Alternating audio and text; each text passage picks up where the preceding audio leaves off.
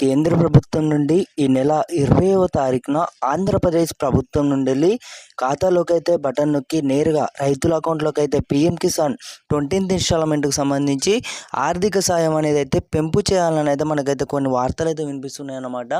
ఆంధ్రప్రదేశ్లో చూసుకున్నట్టయితే మనకు రాష్ట్రంలో అనివచ్చు ప్రతి ఒక్క రాష్ట్ర ప్రభుత్వానికి అయితే ఈ యొక్క పథకం ఏదైతే వర్తిస్తుందన్నమాట.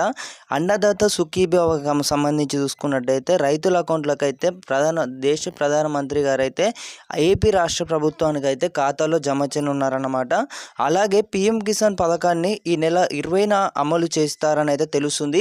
ఈ కేవైసీ పూర్తి చేసిన రైతుల బ్యాంక్ ఖాతాలోనే నిధులు జమ అవుతాయి సమాచారం. ఇక్కడ చూసుకోవచ్చు www.వచ్చేసి pmkisan.gov.in వచ్చేసి మీ యొక్క పేరు ఉందో లేదో అనేది అయితే చెక్ చేసుకోండి. లేకపోతే వెంటనే ఈ కేవైసీ అయితే పూర్తి చేయండి. ఇంతవరకు మీరు ఒకవేళ ఈ కేవైసీ ప్రక్రియ పూర్తి చేసుకున్నట్లయితే ఇది ఒక పెద్ద శుభవార్త అన్నమాట. అంటే నార్మల్గా చూసుకున్నట్టయితే మనకు ఆర్థిక సాయాన్ని కూడా 2,000 రూపాయలు అనేది కూడా 4,000 రూపాయలు అనేది కూడా పెంపు చేస్తున్నారని అయితే మనకు కొన్ని వార్తలు అయితే వినిపిస్తున్నాయి అన్నమాట. దీనిపై కూడా దేశ ప్రధానమంత్రి మోదీ గారికి అయితే వెళ్ళినట్టు తెలుస్తుంది.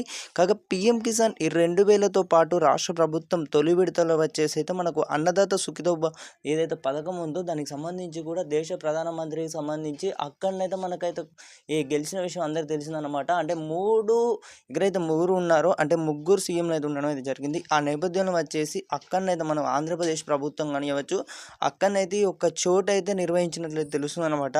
అఫీషియల్ కూడా కన్ఫర్మ్ చేసినట్లయితే తెలుస్తుంది. ఆంధ్రప్రదేశ్లో ఈ నెల 20వ తారీఖున అన్నదాత సుఖీభావ అలాగే వాళ్ళకైతే వర్తిస్తుంది అనమాట. ప్రతి ఒక్క రాష్ట్రానికి అయితే ఈ కేవైసీ ప్రక్రియ పూర్తి చేసుకున్న రైతులందరికీ కూడా ఖాతాలోకి అయితే ఇది మనకైతే పెద్ద శుభవార్త అనమాట.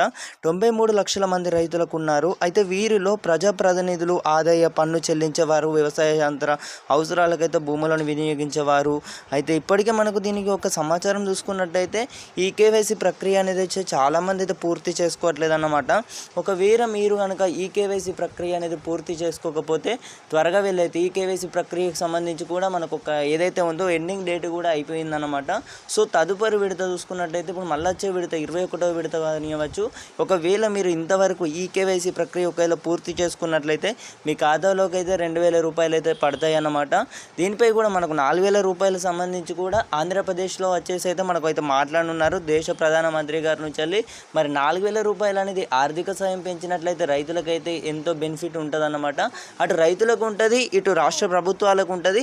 ఎందుకంటే రాష్ట్ర ప్రభుత్వాలు అనేది అయితే పంట పెట్టుబడి సాయం అనేది ఆలస్యం చేస్తుంది. అలాగే చూసుకున్నట్టయితే కొన్ని చోట్లనైతే అందట్లేదు అన్నమాట.